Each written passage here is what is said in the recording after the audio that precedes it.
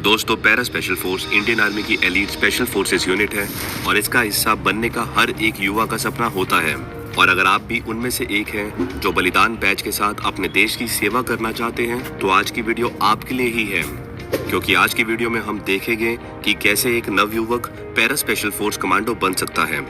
तो वीडियो को लास्ट तक जरूर देखें।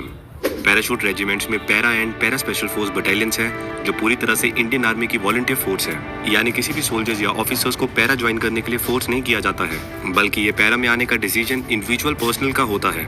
स्पेसिफाइड रोल होने के कारण इस रेजिमेंट को optimum level of operational efficiency और फिजिकल फिटनेस मेंटेन करनी होती है। इस फोर्स के लिए specially selected soldiers and officers comparatively young, physically fit, mentally robust, intelligent, innovative और असाइंड ऑपरेशनल टास्क को सक्सेसफुली अकम्प्लिश करने के लिए हाईली मोटिवेट होते हैं। पैरा कमांडो बनने के लिए आपको बस फिजिकली स्ट्रांग होना काफी नहीं है। इवन ये बोला जा सकता है कि फिजिकली फिटनेस से काफी ज्यादा इंपॉर्टेंट है पर्सनल का मेंटली रोबस्ट होना।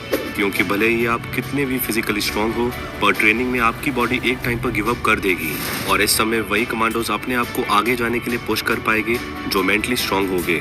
एक और इम्पोर्टेंट एस्पेक्ट होता है जिसके बेसिस पर यह डिसीजन लिया जाता है कि प्रॉबी को पैरा स्पेशल फोर्स का हिस्सा बनाना है कि नहीं, और वो है इंस्ट्रक्टर्स की इंस्टिंक्ट फीलिंग। अगर इंस्ट्रक्टर्स को लगता है कि particular probationer para special force के लिए फिट नहीं है, तो उसको सिलेक्ट नहीं किया जाता है। पैरा यूनिट में अप्लाई करने के मेनली दो तरीके हैं। पहले बात करते हैं ऑफिसर की, प्री कमिश्निंग। जेंटलमैन कैडेट्स को पैरा ऑप्ट करने की first opportunity Indian military academy और ऑफिसर्स ट्रेनिंग एकेडमी में प्री कमिश्निंग ट्रेनिंग के दौरान मिलती है। कैडेट्स के पास चॉइस ऑफ रेजिमेंट फिल करने का ऑप्शन होता है जिसमें वो अपनी प्रेफरेंस फिल करते हैं, पर क्योंकि पैरा की वैकेंसीज काफी लिमिटेड होती है, इसलिए आपका एकेडमी में हाई मेरिट में होना जरूरी हो जाता है। जिन जीसीस को पैरा अलॉट होती है उनको भी एक पेरेंट रेजिमेंट दी जाती है, ताकि अगर वो किसी कारण से प्रोबेशन क्लियर नहीं कर पाते हैं तो वो अपनी पेरेंट रेजिमेंट ज्वाइन कर सके। अगर आपने एकेडमी में ट्रेनिंग के टाइम पर अपनी फर्स्ट प्रेफरेंस पैरा फील की थी, पर फिर भी आपको पैरा रेजिमेंट अलॉट नहीं हुई, तो आप पैरा के लिए अप्लाई कर सकते हो इवन आफ्टर कमिश्निंग। पर पोस्ट कमिश्निंग पैरा ज्वाइन करने के लिए पर्सनल को सभी एलिजिबिलिटी क्राइटेरिया फुलफिल करने होंगे, जैसे on the day of volunteering personal की सर्विस 5 ईयर से कम होनी चाहिए with shape 1 medical category and graded excellent in BPET. अब अगर रैंक बिलो ऑफिसर्स की बात करें तो पहले आर्मी रैली रिक्रूटमेंट के दौरान ही आउट परफॉर्मेंस को पैरा ऑप्ट करने का ऑप्शन दिया जाता था, जिसके लिए उनका स्पेशल फिजिकल एग्जामिनेशन भी होता था। पर अब अग्निपथ स्कीम के आने के बाद से अग्निवीर्स को डिफरेंट पैरा यूनिट्स में एग्जैक्टली किस तरह से इंडक्ट किया जाएगा, इसको लेकर कोई ऑफिशियल अनाउंसमेंट नहीं है। पैरा के लिए वॉलंटियर फॉर्म फिल कर देने से कोई पैरा कमांडो नहीं बन जाता, बल्कि अभी तो असली सफर की शुरुआत हुई है। पैरा कमांडो बनने से पहले किसी भी सोल्जर्स या ऑफिसर्स को डिफरेंट फेजेस कंप्लीट करने होते हैं, और अगर किसी को डायरेक्टली एकेडमी से पैरा अलॉट हुई है या फिलहाल उसने अपनी पेरेंट रेजिमेंट से अप्लाई किया है फॉर पैरा एज वॉलंटियर, तो इसका मतलब है एटलीस्ट उसने पहले फेज को तो कंप्लीट कर लिया है, that is basic military training. Elite para का हिस्सा बनने से पहले ये जरूरी है कि आप भारतीय सेना का हिस्सा हो, जिसके लिए आपको ट्रेनिंग और ब्रांच के अकॉर्डिंग बेसिक मिलिट्री ट्रेनिंग को कंप्लीट करना होता है, और इस ट्रेनिंग को कंप्लीट करने के बाद ही आपको इंडियन आर्मी में कमीशन मिलता है। प्री सिलेक्शन की स्टेज में soldiers and officers administrative work को कंप्लीट करते हैं। सर्विंग सोल्जर्स एंड ऑफिसर्स जो वॉलंटियर करना चाहते हैं फॉर पैरा, उन सभी को अपनी एप्लीकेशन कमांडिंग ऑफिसर से साइन करवा के आगे फॉरवर्ड करनी होती है। सिलेक्शन, इस फेज में सिलेक्शन प्रोसेस और बेसिक स्पेशल फोर्सेस ट्रेनिंग का टाइम पीरियड आता है। इस फेज के टाइम ड्यूरेशन में पिछले कुछ सालों में काफ़ी डिफरेंस आया है। जैसे इनिशियल पैरा एयरबॉर्न के लिए इस स्टेज का टाइम ड्यूरेशन था अराउंड 28 डेज, जिसे 1999 के बाद 45 डेज कर दिया गया, और फिलहाल ये स्टेज 90 डेज की है, जिसे 90 डेज प्रोबेशन पीरियड के नाम से जाना जाता है।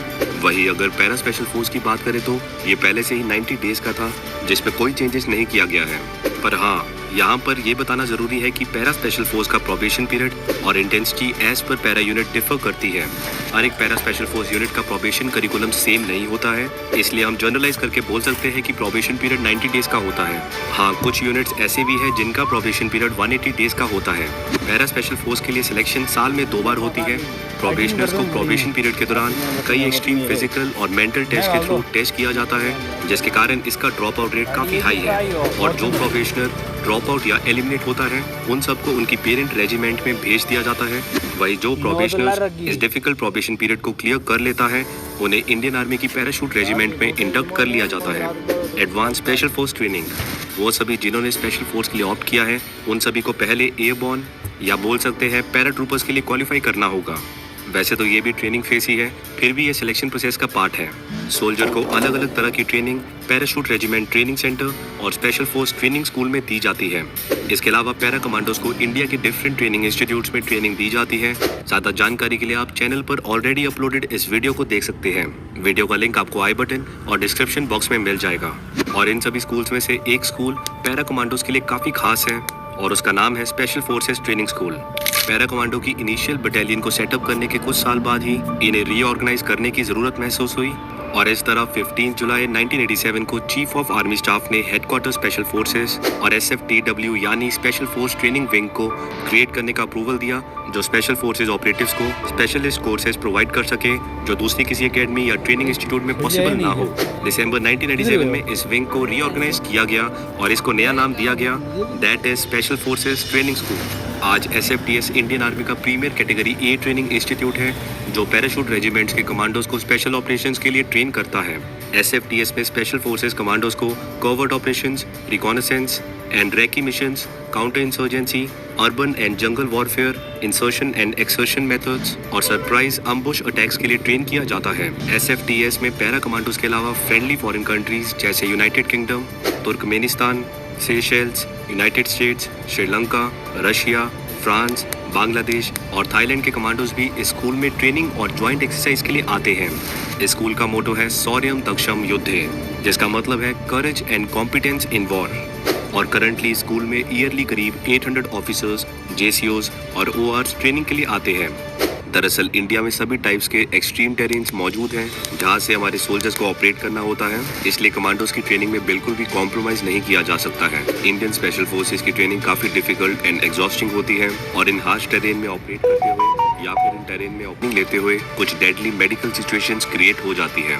अगर आप जानना चाहते हो कि स्पेशल फोर्सेस ट्रेनिंग कैसे डेडली हो जाती है तो आप आई बटन पर क्लिक करके हमारी ये वीडियो देख सकते हो। यूजली ऑफिसर्स और रैंक्स बिलो ऑफिसर की ट्रेनिंग डिफरेंट अकेडमीज में होती है, पर पैरा स्पेशल फोर्सेस की ट्रेनिंग में ये दोनों को साथ में ही ट्रेन किया जाता है।